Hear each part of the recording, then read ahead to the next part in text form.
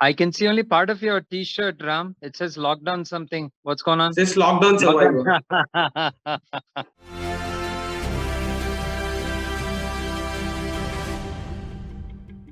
Hi, hello, and welcome to Cinema Express. My name is Ram Venkat Srikar. Today we have with us filmmaker Nagesh Kukunoor to talk about his latest web series, Modern Love Hyderabad. Hello, sir. Hi, Ram. Hi. So you had described Modern Love Hyderabad as like you said that it gives a peek into the extraordinary city of Hyderabad, which is steeped in culture and history and the vibrancy of youth. Can you describe your relationship with the city? It's the city I was born and raised in. Uh, Mm. and ironically, through a complete twist of fate, it's a city that I ended up coming back to a certain Yeah. extent, even Wow. though I left India back in '88, thinking that I probably would not return. So it's a very, very unique relationship.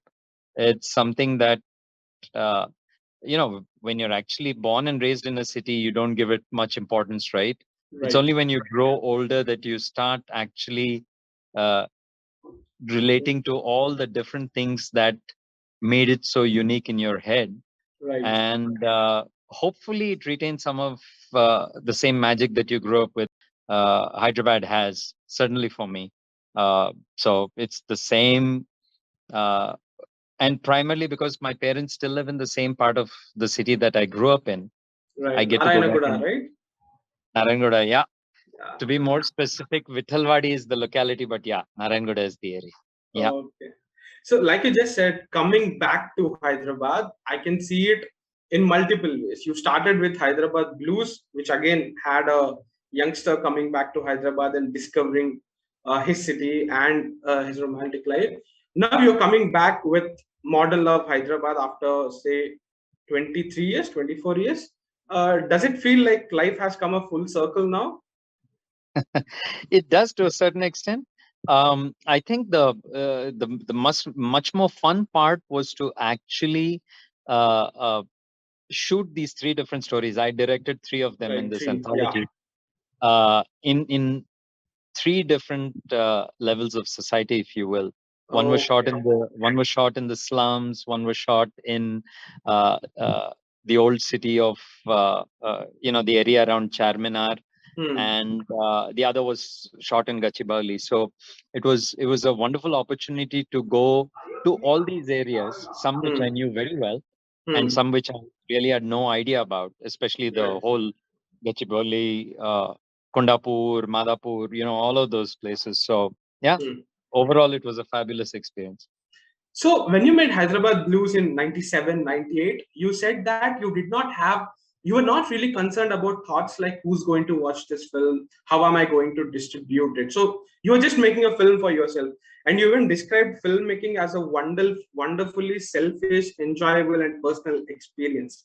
So I assume somebody like you must be benefiting a lot from the age of streaming because you don't have to worry about the fiscal side of it. Is that right? 100% right. Oh my God, 100% right. Given the fact that, like you just mentioned, I've never actively worried about audiences till the Hmm. damn film comes up for release, right? Then you Right. start worrying about the audiences. You're like, oh, bloody hell, I hope someone comes and watches it. That pressure is gone. That Hmm. pressure's totally gone. You put this out there. If someone watches it, great. If someone doesn't watch it, well, uh, a little disappointing always because you're not making these things for just yourself. You're making it. The process is extremely selfish. That I'm not going back on. But Right. eventually, you'd like to find an audience. So Hmm. yeah, the pressure's totally off. And if I had my way, I'd be just doing streaming stuff for the rest of my life. Lovely. As someone who had to go to tribunal for his first film and whose first film released with 91 cuts, I'm sure this comes as a major privilege. So Yeah. although Hyderabad Blues had a romantic angle, apart from mode, we really haven't seen you delve into this genre, right? Like romance. Like obviously, I'm not saying that modern love is actually about romance. Like there is even a line that says just because two people are in love, that doesn't mean they are soulmates. So why is that so, and what has taken you so long to plunge into this genre? See, it's a genre I don't particularly like because it's a genre that happens 24/7 in Hmm. every language all the time, right? So there Right. is a complete overkill. So Hmm. the irony is when Elahe Hiptala, who produced this season, Hmm. when she asked me if I'd do it, I said no because I had no idea about Modern Love, the original Modern Love. Okay. Hmm. Yeah, and she said just watch the show, Hmm. and if you like it, then definitely we'll go ahead and move forward. Otherwise, and literally after watching the first episode, I was sold. I said okay Hmm. What's because that episode? What's the episode? the Which episode? doorman, the Doorman. doorman. When the doorman is your main man. Yeah. Yeah. Oh Right. my Hmm. God, what a honestly, in the entire season, that's my best episode. It's the first Right. episode and my best episode. It's just so Hmm. phenomenal. So Hmm. once that happened, then I was like, okay, so we're not talking just about the usual man woman, hetero kind of love. Exactly. and Hmm. Hmm. Hmm. and then that excited me because Right. relationships are fun. Love in Hmm. relationships is definitely challenging, but Hmm. it's something I'd be up for. Not just as long as it doesn't fall into the narrow cliched genre of romantic films. So that's Hmm. why I said yes. Right. So from the three segments that you're directing, one is called My Unlikely Pandemic Partner, and the other is Why Did She Leave Me There? And one is an uncanny relationship between two women. One is Nitya Menon and Revati, and the other is between a boy and her grandmother. So are these stories that you pitched and you wrote from the beginning? And why did you take a different route? So the way the whole series is set up is, there's a whole bank of articles that Amazon, because they're Right. tied up with New York Times, they have it, right? Okay. So, Okay. so we were given the whole bank, hundred Hmm.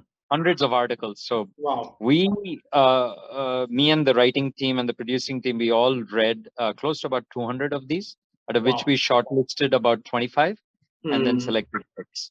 So, Okay. my idea for this whole thing was very simple. Hmm. Firstly, let's make sure that we have uh, different relationships. Let's Exactly. not just pick the same thing. Hmm. And then once we got that sorted, then we went after different genres, Hmm. subgenres, if you will. Right. Some extremely emotional, some light-hearted, some dramatic. So we were trying to mix it up, just so as that the audience gets a nice, uh, good, good Hmm. sort of smorgasbord, a nice mix of different stories. Okay. Okay. So, can you tell us a little bit about localization of these stories? Because these are columns written by Americans in American. Now, I know that love is a universal emotion, but can you tell us localizing writing for the local audience, setting it in a rooted Hyderabad milieu? So that's a very good question. So the challenge right from the get-go was, okay, will these stories work for the audience? I just mentioned earlier that I don't particularly care about the audience when I'm making my stuff. This Yeah, was the one time I had to care because, exactly. uh, I'd sometimes pick an article and they'd say, no, the Telugu audience might not totally go for it. So then I'd back off. Hmm. So uh, we had a fairly large group making this initial thing. Hmm. So that's what we went with. Uh, for me, Hmm. the article had to speak to me at an emotional level. Okay, Okay. whatever that emotion was. And if Hmm. that was solid, Hmm. then I was going to move forward with it. Hmm. But having said that, we did road test it, saying that, Okay. okay, so uh, this was a very unique experience. You Hmm. yourself mentioned, right? I mean, these articles have been written by Americans. Hmm. Now, how do you take that and transplant that in Hyderabad? Well, Exactly. you try and pick aspects of the story. Obviously, you just can't change the story to do whatever the heck you want to, Hmm. because the original writer has to still sign off on this.